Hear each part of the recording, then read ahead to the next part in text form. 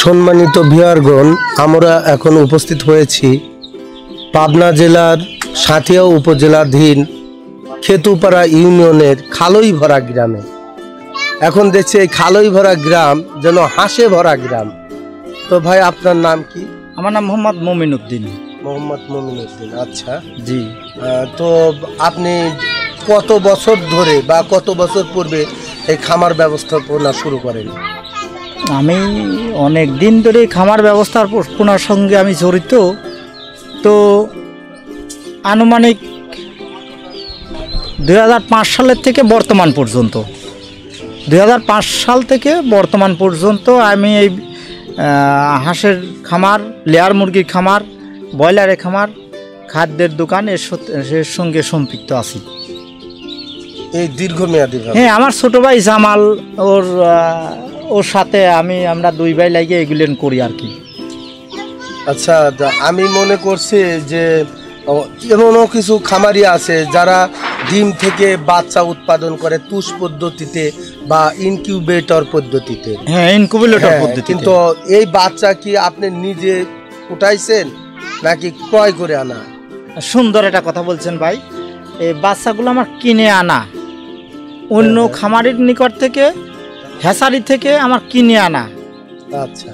এই নিজের তো ইনকিউবেটর মেশিন নাই, নিজের তো আর ওই সেই অত্যাধুনিক যন্ত্রপাতি নাই। আমি কিন্তু ডিম ফুটাতে পারি ইনকিউবেটর মেশিনে। যুবননে আমরা যখন ট্রেনিং করছি, ঠিক সেই মুহূর্তে সেই সময়ে এই ডিম থেকে বাচ্চা ফোটানোর একটা পদ্ধতি আমাদের জানায় দিয়েছিল, এবং সেটা আমি খুব গুরুত্ব দিয়ে শিখছি এবং জানি এবং পারি।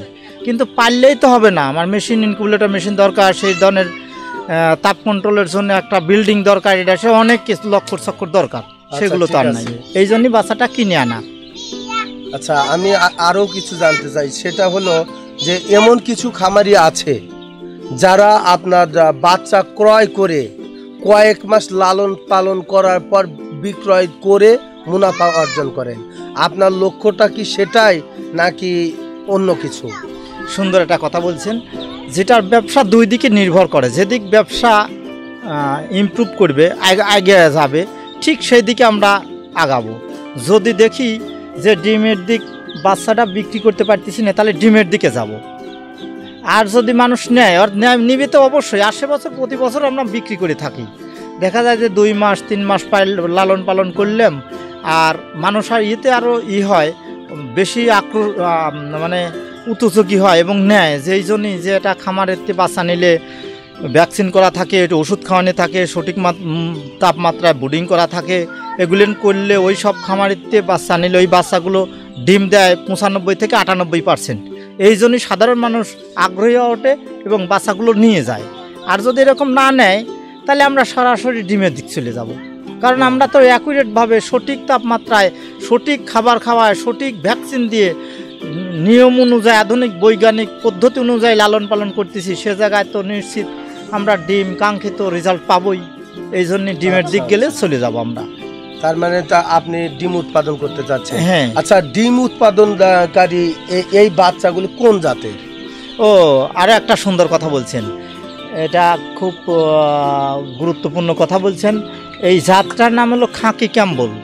ও, খাকি ক্যাম্বেল, যেটা আপনার বিদেশ থেকে আমদানি হয়েছে। এরকম একটি দেশ ইংল্যান্ড থেকে আসছে, বুঝতে পারছি। এবং যে খাকি ক্যাম্বেল হাঁস সাধারণত বছরে 200 থেকে 250টি ডিম দেয়। হ্যাঁ, 250 থেকে 300-র মতো ডিম দেয়। আচ্ছা, তাহলে বুঝতে পারলাম। কি যেন ভাই নাম বলছেন? আমার নাম মোহাম্মদ মমিন উদ্দিন। মমিন উদ্দিন, আপনার খুব সুন্দর নাম। আচ্ছা, যাই হোক, যে এই যে বাচ্চাগুলো দেখছি, এখানে আপনার কতগুলি বাচ্চা আছে? এখানে আমার বাচ্চা আছে 1150টি বাচ্চা মারা গেছে, এখন আছে 1050টি বাচ্চা। তার মানে আপনি 1100টি বাচ্চা কিনেছেন? হ্যাঁ হ্যাঁ। কতদিন আগে ক্রয় করেছিলেন? আজকে 1 সপ্তাহ আগে। 1 সপ্তাহ পূর্বে। তাহলে 1 সপ্তাহ পূর্বে এই বাচ্চাটি আপনার তাহলে টোটাল বয়স কত? মানে এই 1 সপ্তাহ মানে 7 দিন। তাহলে আপনি যেখান থেকে ক্রয় করেছিলেন, কতদিনে বাচ্চা ক্রয় করেছিলেন? ওরা যেটা বলা মুশকিল, ওরা এখন কয়দিনকে বাচ্চা দিছিল, বাচ্চাটা একটু বয়স আনুমানিক 2 দিন এরকম বাচ্চার বয়স, 2 থেকে 3 দিন বয়স্ক বাচ্চাই দিছিল। বাচ্চাটা অত অ্যাকুরেট বাচ্চা ছিল না, অমল বিশ্বাসের কাছ থেকে আনা তো। আর যারা বাচ্চা বিক্রি করে তারা একটু দূর হয়, ওটা জানি শুনি। অমল বিশ্বাস, অমল বিশ্বাসের নামটি আমি শুনেছি যে আমি আসার পথেই কিছু লোক অভিযোগ করে বসছিলেন তার বিরুদ্ধে। যাই হোক, তার কথা পরে শুনছি। আমি জানতে চাচ্ছি যে খাকি ক্যাম্বেলের হাঁসের বাচ্চা ডিম হতে ফুটতে মোট কতদিন সময় লাগে? ডিমের থেকে বাচ্চা ফুটতে এ বিষয়ে আপনার জানা আছে? হ্যাঁ হ্যাঁ, ডিম থেকে বাচ্চা ফুটে বাইরে হতে মুরগির বাচ্চাগুলোর সময় লাগে, 20 থেকে 21 দিন, আর হাঁসের বাচ্চার 28 দিন পর্যন্ত লাগে। আচ্ছা, ঠিক আছে। তো এখন তাহলে আমরা ধরতে পারছি যে এই বাচ্চার বয়স টোটাল 9 দিন। আর 9 দিনের বাচ্চার প্রথম দিন করণীয় কি, বা দ্বিতীয় দিন করণীয় কি, তৃতীয় দিন করণীয় কি, এই রকম নির্দেশনা আছে কি?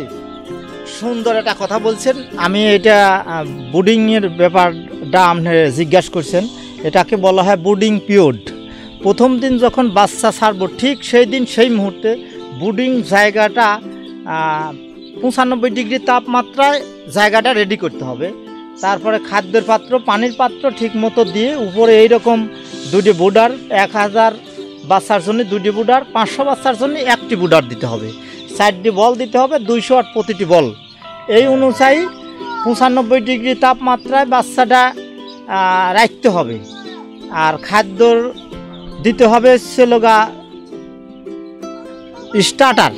স্টার্টার ফিড, এইটি দিতে হবে। আর পানির ভিতর দিতে হবে প্রথম ছাড়ার সময় পানির ভিতর সিকটনিক, প্রথম দিন বাচ্চা ছাড়ার সাথে সিকটনিক কিছু, যদি দুপুর রোদের সময় একটু তাপ বেশি পড়ে তাহলে স্যালাইন যথেষ্ট, আর অতিরিক্ত দেওয়ার দরকার নাই। যেহেতু হাঁসের বাচ্চা, এর এত আহামরি কোনো খাটনি নাই, পরিশ্রম নাই। স্বাভাবিক অবস্থায় পরিবেশ, যে পরিবেশে মানুষের আরামদায়ক হয় ঠিক সেই পরিবেশে হাঁসেরও আরামদায়ক পরিবেশ নিজে বিচার বিবেচনা করে ওকে রাখতে হবে। একটু জায়গা, প্রশস্ত জায়গা দিতে হবে, আরাম করার মতো ব্যবস্থা থাকতে হবে। তেই ও কোনো সমস্যার সম্মুখীন করবে না, ও কোনো অত্যাচার বা কষ্টের ভিতর থাকবে না। তাহলে নিশ্চিত বাচ্চাগুলেন অ্যাকুরেট হবে, পরিবেশটা ভালো থাকবে। বাচ্চাগুলেন 4 মাস 5 মাসের বাচ্চায় 5 মাস 5.5 মাসের মধ্যেই ও ডিমের পর চলে আসবে, প্রোডাকশনে চলে আসবে। আচ্ছা ভাই, আমার আরেকটি জানার আছে, সেটা হলো আপনি বললেন চিকটনিক। হ্যাঁ, অ্যাকচুয়ালি এই চিকটনিক জিনিসটা কি, এটা কি এই যে বাচ্চাদের ভিটামিন নাকি? হ্যাঁ, আপনি একটা সুন্দর কথা বলছেন। সিকটনিকের পরিবর্তে WS ওয়াটার সলুবল পাউডার, এটা ভিটামিন। আচ্ছা, হালকা ভিটামিন দিয়ে দিলে ওই ধকলটা কাটে ওঠে আর কি।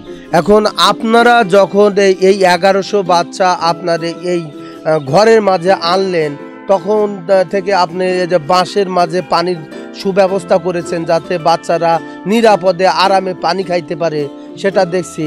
কিন্তু এখানে 2টা আপনার আগুনের হিটার দেখছি। হ্যাঁ, এই আমার মনে হচ্ছে এই রুমের মাঝে প্রায় 30 থেকে 40 ডিগ্রি তাপমাত্রা আছে।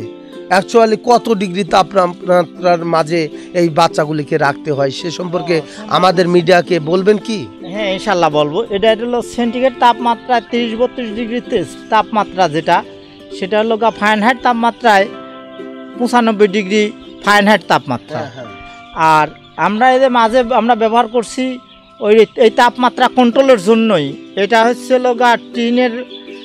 টিন কাটিয়ে এর ভিতর কয়লা দিছি, কয়লার ভিতর আগুন ধরায় দিছি, দিলে কি হয় তাপটা কন্ট্রোল হয়। এই যে মেঘ বৃষ্টির সময় তো ঠিক মতো বিদ্যুৎ থাকে না, যেহেতু বিদ্যুৎ থাকে না তাহলে তাপ কন্ট্রোল করার পথ কি?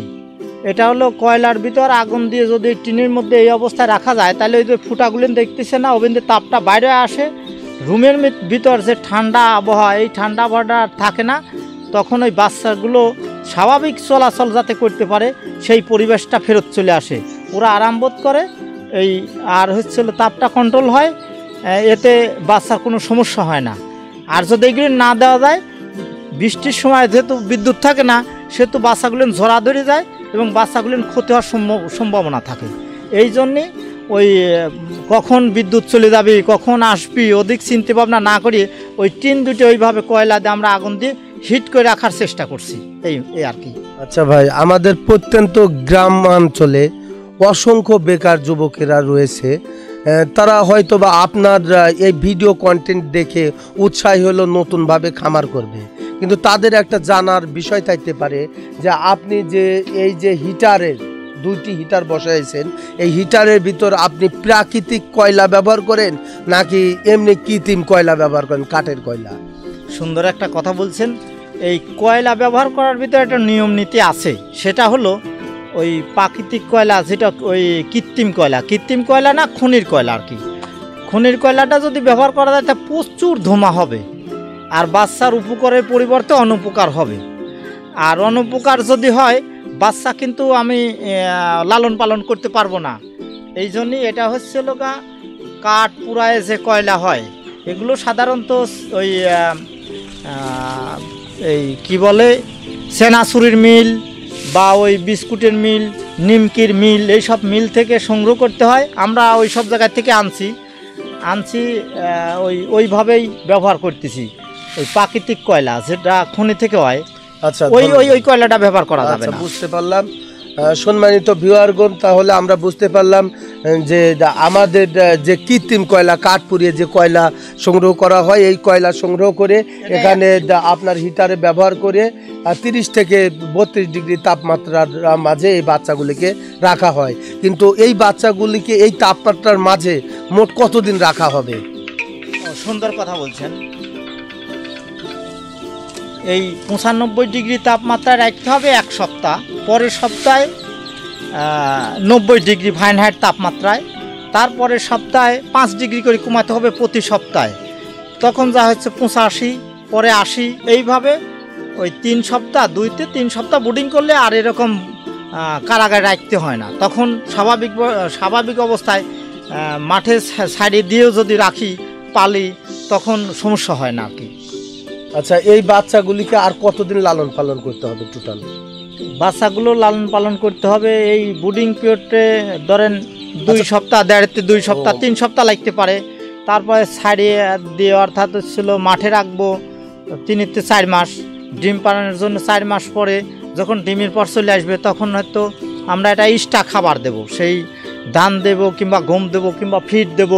দেওয়ার ফিড দিয়ে এগুলো যদি দেই, তাহলে দেখা যাবে কি যে ডিম পারলে শরীরটি একটু হয়, দুর্বল হয়। খাবারটা খাইলে ওই পুষ্টিটা সে ফেরত পায়, যার জন্য সে 95 থেকে 98% ডিম প্রত্যেক দিন আমরা কাস্ট করতে পারবো। আচ্ছা মমিন ভাই, তাহলে তো আপনার সুখের স্বপ্নে ভাসছেন। তা তো অবশ্যই, ইনশাল্লাহ। আপনার মুখের হাসি দেখেই তা প্রতিমান হচ্ছে। আচ্ছা, এইবার আমার আরেকটি বিষয় জানার বিষয়, সেটা হলো যে এই যে 1100 বাচ্চা আপনি এনেছেন, এই 1100 বাচ্চা থেকে ন্যূনতম মনে করে যে আল্লাহ না করুক 1050টি বাচ্চাই আপনার টিকে গেল। হ্যাঁ, এই বাচ্চাগুলি টোটাল খাকি ক্যাম্পেল হাঁসের বাচ্চাগুলি কত মাস বয়স অতিক্রম করার পর ডিম পারতে থাকে? প্রথম থেকে আপনি 6 মাস ধরে নেবেন, 6 মাস পরে আপনার ডিম পাবেন। আর 1 মাস পরে যায় 80% ডিম আশা করা যায়। 1 মাসের ভিতর 80% ডিম পাওয়া যাবে। আচ্ছা, এই যে আপনি বললেন যে আপনার 98% ডিমের হার পাওয়া যাবে, এই খাকি ক্যাম্পেল হাঁস এইভাবে কত বছর নাগাদ এইভাবে ডিম পারতে থাকবে, বা এদের আয়ুষ্কাল কত, সে সম্পর্কে আমাদের মিডিয়াকে কিছু? 72 সপ্তাহ পর্যন্ত ডিম দেয়, সে লোগা তার পিক আওয়ার টাইম, যেটা তার শরীরে এনার্জি ইমেজ এই অনুযায়ী 72 সপ্তাহ পর্যন্ত, অর্থাৎ 1.5 বছর। 1.5 বছর 54 সপ্তাহে লোগা 1 বছর, 72 সপ্তাহে 1.5 বছর, 1.5 বছর পর্যন্ত 18 মাস পর্যন্ত সে ডিম দিবে। এরপরে কিছুদিন তারপরে তার পাখনা পড়ে যাবে, এইটুকুনে ধকল তো আসবেই শরীরে, আবার টেস্টটা কাটে উঠতে পরে আবার ডিম দেয় আর কি। এটা লালন পালন করে। আচ্ছা, এই 1.5 বছর বয়স যখন অতিক্রম হলো, তখন কি আপনারা ডিমের আশায় এই যে হাঁসগুলিকে খামারে রেখে দেন, না তা গোস্ত আকারে বিক্রি করে দেন? সুন্দর একটা কথা বলছেন। এই হাঁসগুলো যদি আমরা রাখি দেই তাহলে একটু খরচা বেশি পড়ে, কিন্তু ডিম দেয়, সেক্ষেত্রে আপনার 50-60% ডিম পাওয়া যায়। বুঝতে পারছি। তাহলে যদি লাভ আসে তাহলে রাখি, আর লাভ আসলো না, হিসাব করে দেখি যে এখন আর লাভ আসতেছে না, কর্মচারী বিল, খাওয়া খরচ, পকেট খরচ, সংসার আদি ইত্যাদি চলিয়ে লাভ আসে না তখন আমরা বিক্রি করে দেবো ইনশাল্লাহ, ওগুলো আর ঠেকা রাখবো না। আচ্ছা, এইবার আপনি যে মালিকের কাছ থেকে বাচ্চা ক্রয় করেছেন টোটালি 1100 বাচ্চা, সেই মালিক সম্পর্কে আপনার কিছুটা অভিযোগ ছিল যা আমরা শুনতে পেয়েছি, সেটা মালিকের নাম সহ এখন আমাদের মিডিয়াকে বিস্তারিত তুলে ধরুন। তো মমিন ভাই, আপনার কাছে আমার আরেকটি জিজ্ঞাসার বিষয় যে আপনি এই খামার করে আপনি বেশ লাভবান হচ্ছেন, যে আপনাদের প্রতিবেশী মোখলেস সাহেব আমাদেরকে জানালেন যে উনি যেভাবে ইনকাম করছেন একজন চাকুরিজীবীও ওনার সাথে পারবে না এই ইনকামে। আসলে এই কথাটার কতটুকু সত্যতা সে সম্পর্কে আমাদের মিডিয়াকে একটু বলুন। আসলে কথা ঠিকই বলছেন, ব্যবসা হয়, ব্যবসা খুব সুন্দর ব্যবসা হয়, সেটা হচ্ছে লালন পালন করতে হবে, এর সাথে অ্যাক্টিভভাবে লাগিয়ে থাকতে হবে। ব্যবসাকে লাভ হয় এমন আশা কেউ যদি করে হুট করে আসে তাহলে সমস্যা। জানতে হবে, বুঝতে হবে, করতে হবে, অ্যাক্টিভভাবে থাকতে হবে, তাহলে লাভ করা সম্ভব। এবং মোকসেদ সাহেব যা বলছে সব সত্য কথা। আমি খামারি ভাইদের যদি আরও কোনো খামারি ভাই এই ব্যবসার সাথে সম্পৃক্ত হতে চায়, আমি তাদের ধন্যবাদ জানাবো। তারা ব্যবসা করুক, লাভবান। যতদিন দুনিয়া থাকবে ততদিন মানুষ থাকবে, যতদিন মানুষ থাকবে ততদিন ডিম খাবে, ততদিনে খামার চলবে ইনশাল্লাহ। সম্মানিত ভিউয়ারগণ, মমিন ভাইয়ের সরল কথাবার্তায় প্রমাণিত হচ্ছে বা প্রতিমান হচ্ছে যে তিনি একজন খাঁটি সাদাসিধা লোক। তার নাম মমিন, এই হিসেবে তার নামের সার্থকতা রয়েছে। তার জন্য আপনারা সকলেই দোয়া করবেন। আসলে এরকম খামারি হয়ে একজন নতুন খামারির সফলতা কামনা করা খুব কমই দেখা যায় আমাদের এ দেশে। তো সেই হিসেবে ভাইয়ের মাঝে কোনো হিংসা নাই।